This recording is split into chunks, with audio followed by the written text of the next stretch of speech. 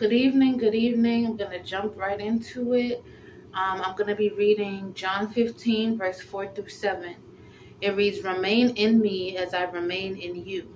Just as a branch cannot bear fruit on its own unless it remains on the line, so neither can you unless you remain in me. I am the vine, you are the branches. Whoever remains in me and I in him will bear much fruit, because without me you can do nothing. Anyone who doesn't remain in me will be thrown out like a branch and wither. People will gather them and throw them into a fire, and they will be burned. If you remain in me and my words remain in you, ask for whatever you want and it will be done for you."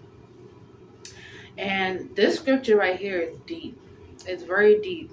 God is saying that if we align with what He wants us to do, we can ask Him for anything. And He will grant us it as long as we're doing right. And it's just like, why wouldn't we want to honor someone and do what this God is wanting us to do? Like, He sent His only Son to die for all of us, and most of us, if not all of us, wasn't even worth that kind of sacrifice at all. At all. So if He's asking us to just do these things and just come to Him with whatever, and He'll help us do it regardless. You can be a whole sinner and just like killing people and all of that. I said this in a video before. He'll hear you out. You talking to Him is truly all He wants. It's all He wants. Study, get to know Him, build your own relationship. Don't just go off of, oh, well, I grew up in church and, whatever such and such told me, whatever the pastor told me, I'm going to just go with it. No, you have to do your own research. You have to have your own relationship with God, because at the end of the day, your pastor can't get you into heaven. And nobody can get you into heaven but yourself and your lifestyle.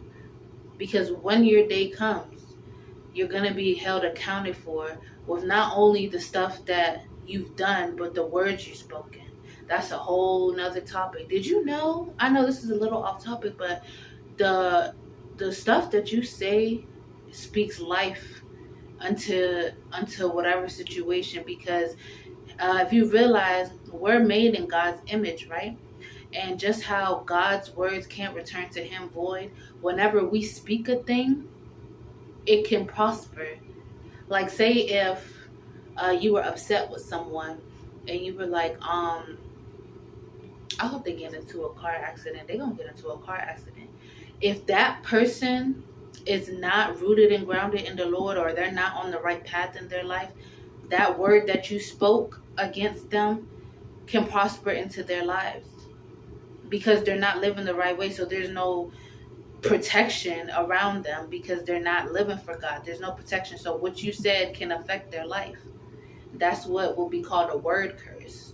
So you always have to pay attention and watch what you say. Don't say words like, well, I can't do this, or I will never be able to, get to this height in life. Don't say that, because then you're just cursing yourself.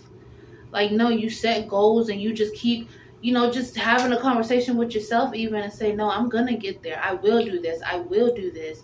And the more you speak it, the more, you can get to that point. But don't knock yourself before even giving it a chance, because you're just cursing yourself. The power of the tongue is something very serious. And that actually leads to witchcraft. Like, a lot of people, I've learned that, witchcraft is not, potions and stuff like that. Yes, it can involve stuff like that and crystals and all that stuff, but it's mostly, I believe it's like mostly the stuff that you say. If you're speaking evil into somebody's life, because it's the fact that it can come to pass, and it will come to pass if that person is not living in a life that is pleasing to God. It's just the order of things. There's principalities, there's orders to things, and God is He's not just gonna stop that from happening just because, just because you're like, well, that's not fair. I don't want to go through that. Don't do that, God. Don't do me like that. No, there's an order to things, and His word cannot return to Him void. If you're doing things that's completely against the Bible, the devil has a right, basically, to do whatever it is that he wants to do in your life. God would just tell him, you can do that, but you can't kill him. And that's grace right there. That's an example of his grace and mercy. You know what? That reminds me of a song. It goes, your grace and mercy has brought me through. I'm living this moment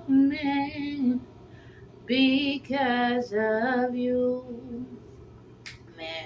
Man, yeah, don't get me started.